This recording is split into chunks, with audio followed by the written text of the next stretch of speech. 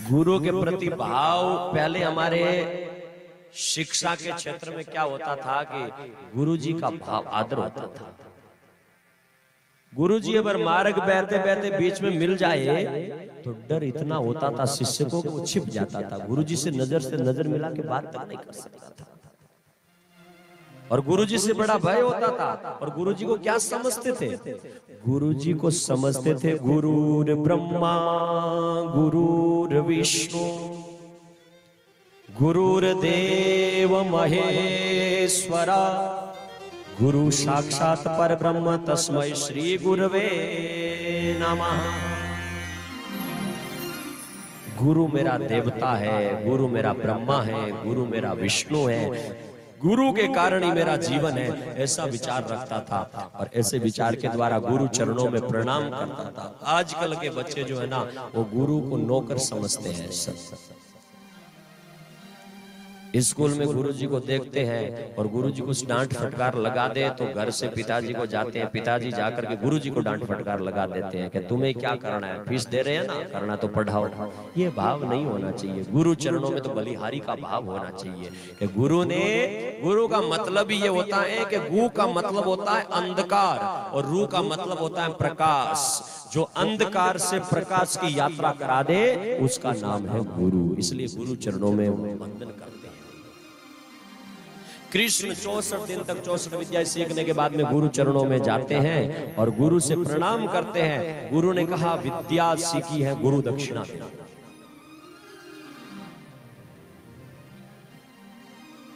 गुरु के सन्निधि में रह करके अगर 2 अक्षर भी सीख लेते हो ना तो उनको दक्षिणा देनी चाहिए, अपना भाव देना चाहिए। बिना दक्षिणा के जाने वाला व्यक्ति कृतघ्न की तरह होता है और दक्षिणा नहीं देगा तुम्हारा भाव नहीं जुड़ेगा। इसलिए जब भी कोई अक्षर किसी से सीखो तो उनको दक्षिणा देनी चाहिए। उसने कहा बताओ गुरुजी क्या दक्षिणा? आप जो कहेंगे वो दक्षिणा। आहा, हमारे देश का भाव क्या रहा है साधो।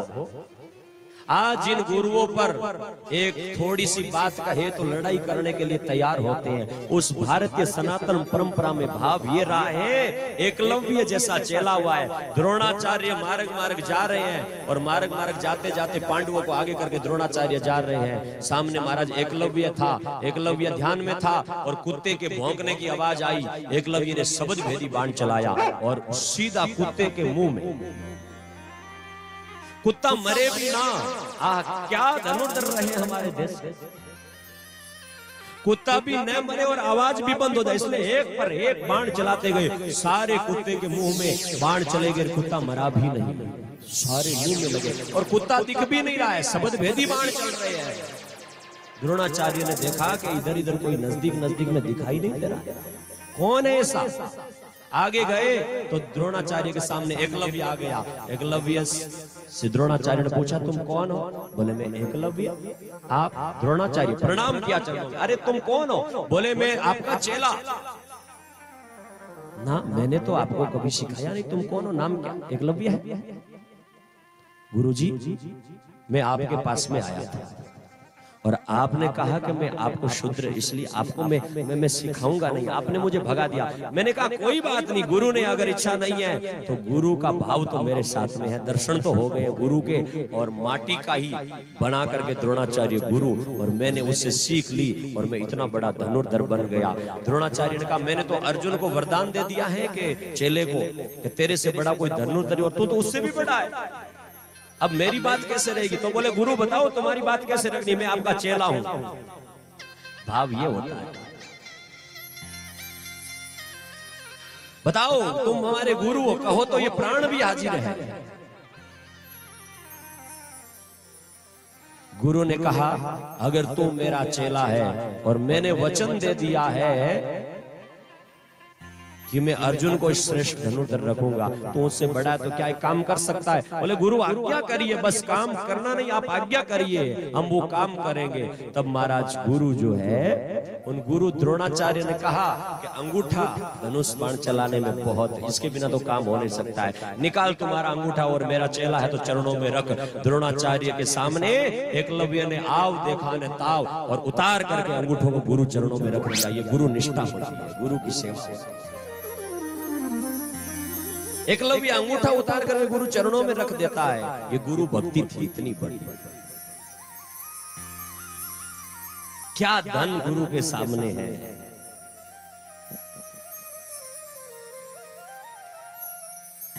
गुरु चरणों में वारी जाऊं रे बुरा बलिहारी जाऊं, बलिहार जाऊं बस।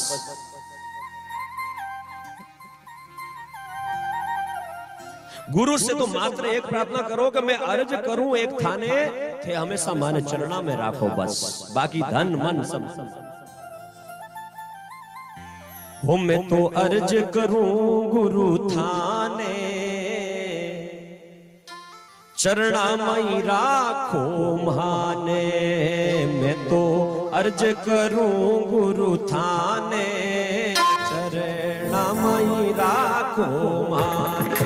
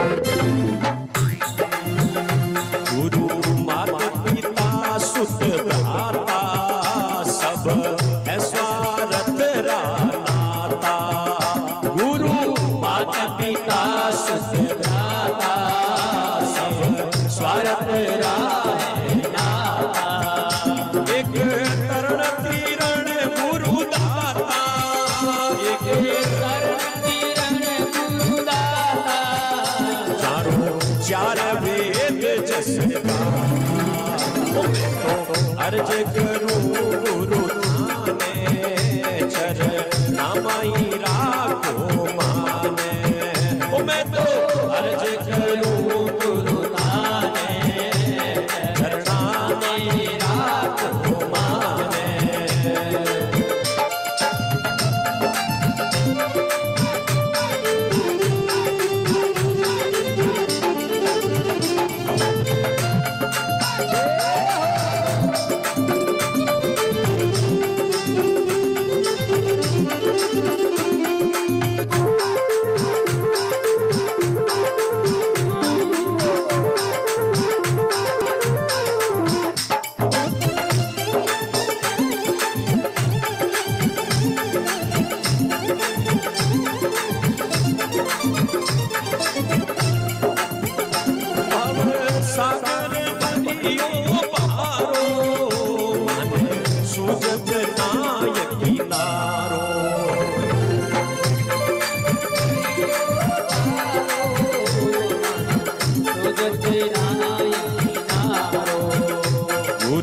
गटमाई दया विचारो में डूब रयो मझधारो। गुरु गटमाई दया विचारो में डूब रयो मझधारो। मैं तो अर्ज करूं गुरु थाने चरणा मई राखो माने। मैं तो अर्ज करूं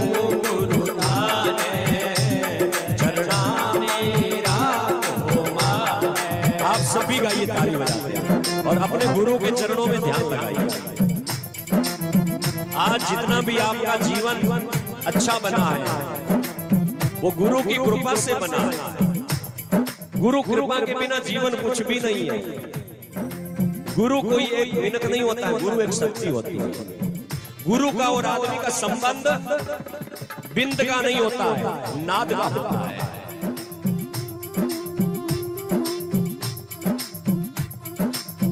गहरी बात बता रहा हूं, ध्यान से सुनो। माँ और बेटे का, बाप और बेटे का संबंध जो होता है वो बिंद का होता है, और गुरु और शिष्य का संबंध नाद का होता है। माने माँ बाप जब तक श्वास निकलता है तब तक बेटे के साथ में रहते हैं। कैसे? शरीर के रूप में। माँ बाप ने जो शरीर दिया है ना, वो शरीर माँ बाप का ही रूप है। लेकिन गुरु साथ में कैसे रहता है? बोले गुरु ने जो तुम्हारे कानों में शब्द दिए हैं, उस शब्द के रूप में गुरु साथ में रहता है। शायद माँ बाप जिंदगी से चले जाए और ये जो शरीर दिया है, इस शरीर के द्वारा पाप भी हो जाए, लेकिन गुरु के दिए गए शब्द से कभी पाप नहीं होगा। ये पक्की बात है। माँ बाप के दिए गए शरीर से तो फिर भी पाप हो जाता है, लेकिन गुरु के दिए गए शब्द या तो याद नहीं रहेंगे, और याद रहेंगे तो पक्की बात है कि पाप तो कभी होगा ही नहीं। माँ बाप से भी बड़ा गुरु का दर्जा दिया गया। क्यों? क्योंकि माँ बाप दुनिया में जन्म देते हैं, और गुरु की कृपा हो जाए और गुरु के शब्दों पर चले तो जन्म मरण से मुक्त हो जाते हैं। ये गुरु की कृपा। गुरु से बड़ा जीवन में कोई नहीं। इसलिए कोई संत लियो अवतारो, जीवाने पार उतारो। कोई संत लियो अवतारो, जीवाने पार उतारो। ओ माने आयो बनो सो तारो, माने आयो बनो तारो। नहीं छोड़ो शरणो थारो, ओ माने आयो बनो सो थारो। नहीं छोड़ो शरणो थारो। मैं तो अर्ज करूं गुरु थाने, चरणा मही राखो माने।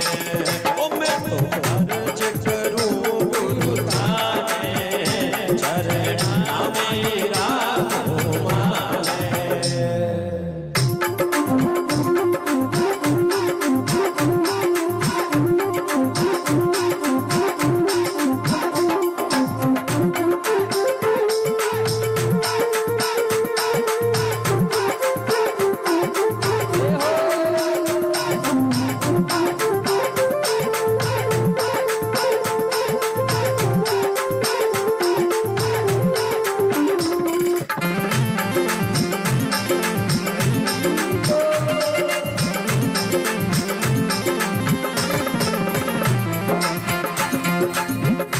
गुरु तन मन धन सब धारो, चाहे शीश काट लो मारो।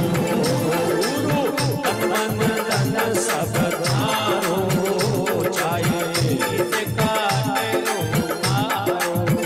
बस गुरु के लिए तो भाव ये होता है, मेरा तन मन और धन गुरु चरणों में है, और गुरु आप तो चाहे शीश काट ले तो भी बस तुम्हारी शरण में हो।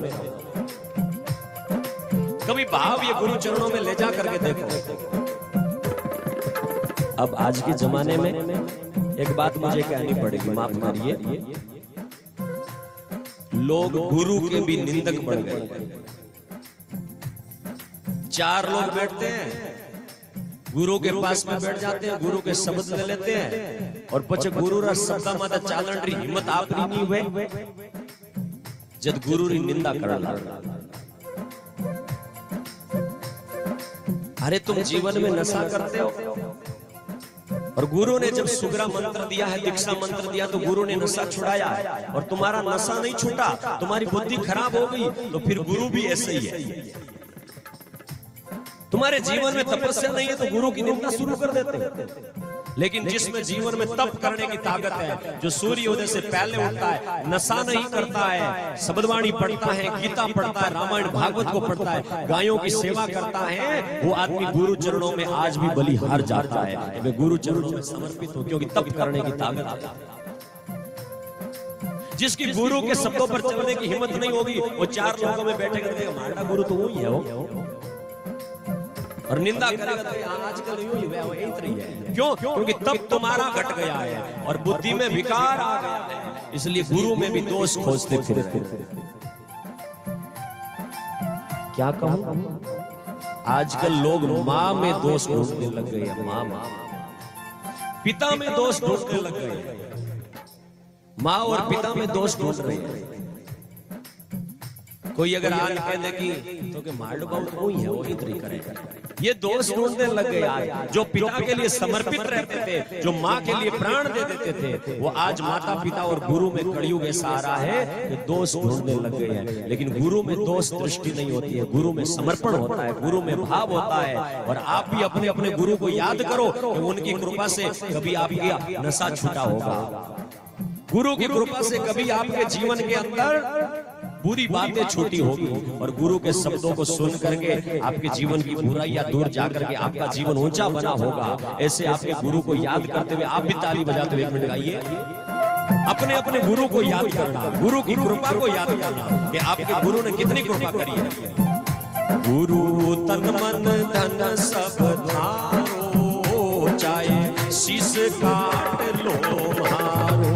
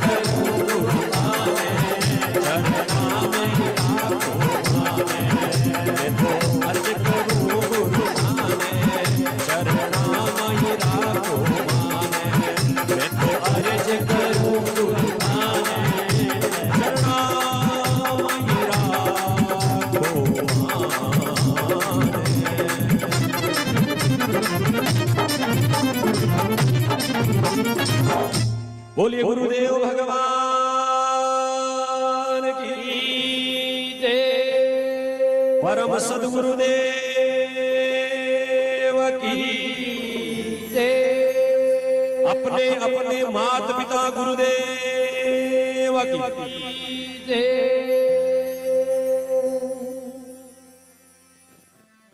अज्ञान्ति मिरायन्तस्य ज्ञानाञ्जनशलाकया चक्षुरुन्मीलितं येन तस्मै श्री गुरुवे नमः। उस गुरु को हम प्रणाम करते हैं, अपने अपने गुरु को माथा झुकाए और